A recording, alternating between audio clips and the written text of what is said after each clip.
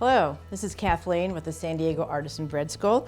Today we're going to demonstrate care and feeding of your Banneton.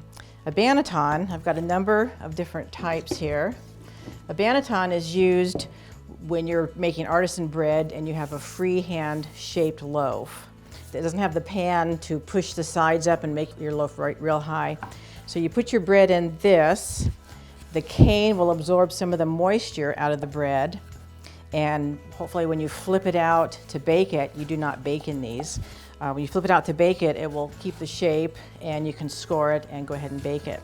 Because I like the lines on my bread, I use straight wheat flour. This is white flour. And I just a light dusting. Some people will use wheat bran.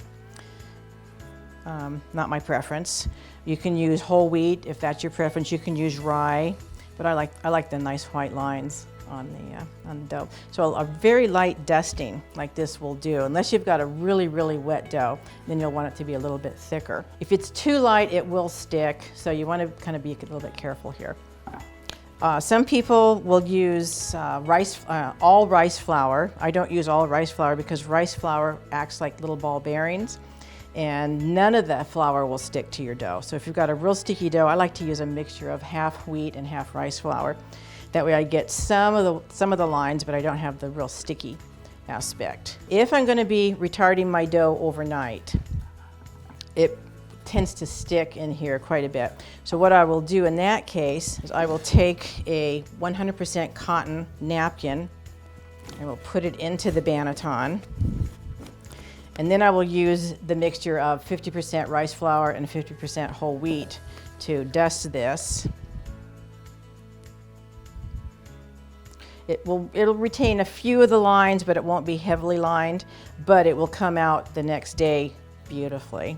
And then I'll just go ahead and put my dough into this. There's a number of different kinds of Bannetons. This one is more of a wicker, got linen cloth in it, and you would use it the same way. You would just dust it exactly the same way.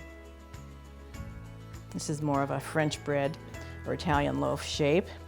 This is a wood pulp Banneton. I got this in Italy, and it's fabulous. I like it quite a bit. They're hard to find here in the United States, but if you find one, I recommend these also. Here's a real good reason to pay attention of what size Banneton you're buying. What I've got here, I've got two round Bannetons.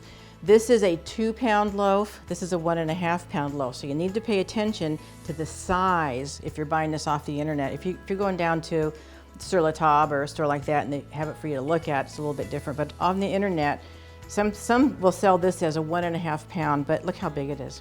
I can fit.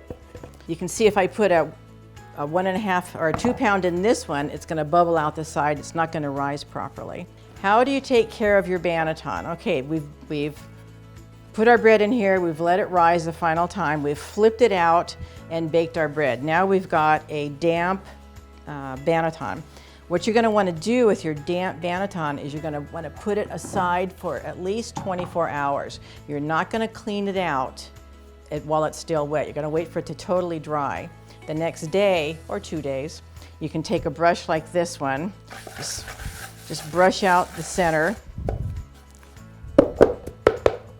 And that's all you need to do.